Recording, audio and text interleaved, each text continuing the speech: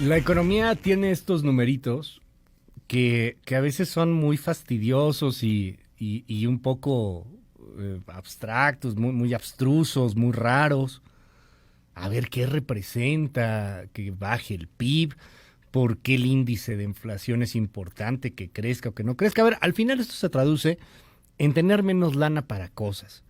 Y en los casos más graves, en más pobreza o en que no te alcanza para comer. Así va la cosa. Dependiendo de los números como los vayamos viendo, pues más o menos es lo que van reflejando. Y hay dos números que preocupan. Uno, el desempleo.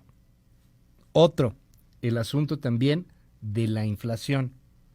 Enemigos silenciosos, pero ahí van, poquito a poquito. Y de pronto llegan, pues, con la crisis en ciernes. Querido Pedro Tello, buen día. Luis, buenos días, qué gusto saludarte a ti y a quienes nos escuchan. Inflación y desempleo son, diría yo, en este 2020, los dos enemigos silenciosos más importantes de la economía y del bienestar de las familias en México. Son dos poderosas, muy poderosas fuerzas erosivas que le pegan por igual, la primera, la inflación o la carestía de los bienes y servicios que se llevan al hogar, al poder de compra de los ingresos que llegan a cada hogar, cada quincena, cada semana o cada mes, dependiendo de la forma bajo la cual se cobran los ingresos salariales, y el desempleo, que prácticamente cierra un canal o un flujo de recursos que son indispensables para poder sostener el nivel de vida de los integrantes de cada hogar en México. ¿Por qué son dos fuerzas erosivas tan importantes? Bueno, júzguelo usted. En solo 5 meses, entre marzo del 2020 y julio de este mismo año, la pandemia, la recesión, la caída de la economía mexicana, el colapso de la inversión, el cierre de empresas y prácticamente esta situación tan difícil de distanciamiento y confinamiento a la que nos obligó la pandemia, provocó el cierre de 1.117.584 puestos de trabajo solo en el sector formal de la economía. En el sector informal la historia es mucho más grave, se habla de una pérdida superior a los 8 millones de puestos de trabajo tan solo en los 5 meses a los que he hecho referencia. Esto significa, en otras palabras, que si sumamos desempleo en la informalidad más desempleo en el sector formal, prácticamente 10 millones de hogares han perdido al menos en forma total o parcial una de las fuentes de ingreso más importantes para comprar los bienes y servicios que se requieren en la mesa familiar día a día.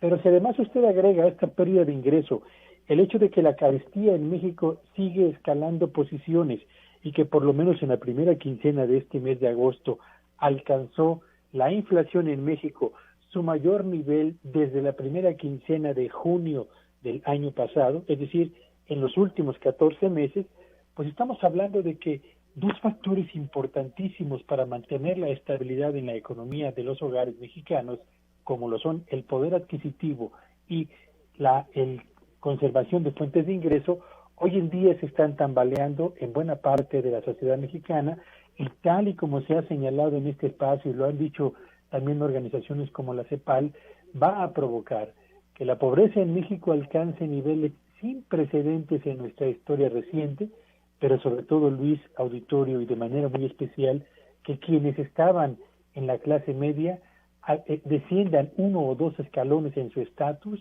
y quienes estaban finalmente en la base de la pirámide social de nuestro país tiendan a integrarse a la pobreza, cuando no a la pobreza extrema. Y esto, en un país como el nuestro, hace que las cifras de inflación y desempleo, que generalmente son cifras que habitualmente abordamos los economistas, adquieran una dimensión social, una dimensión real, porque forman parte de lo que hoy en día marca las posibilidades de mantenimiento del bienestar de millones de hogares en todo el territorio nacional.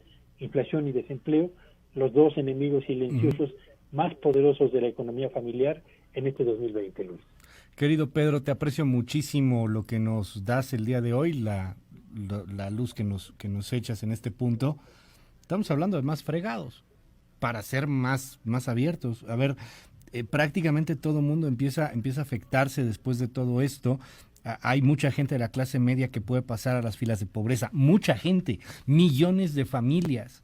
Hay gente que a lo mejor estaba o se sentía en clase media alta y pues ahora en una de esas hay un bajón de cañón y no habrá ingreso y si tienes deudas, ayer nos hablabas del tema de la cartera vencida, tiene una repercusión social importantísima.